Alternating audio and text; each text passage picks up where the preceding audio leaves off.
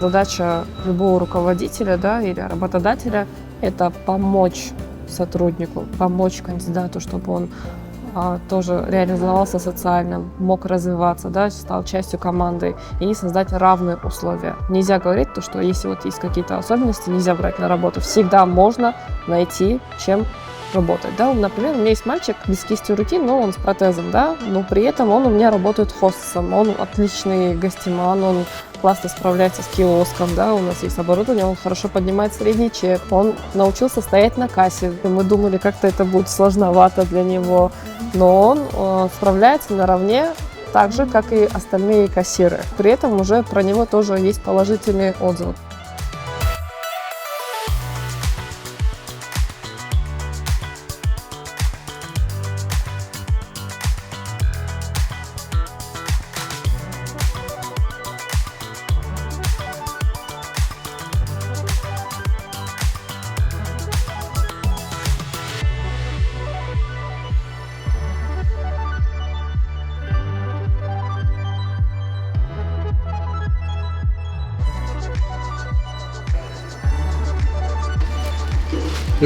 Ya sama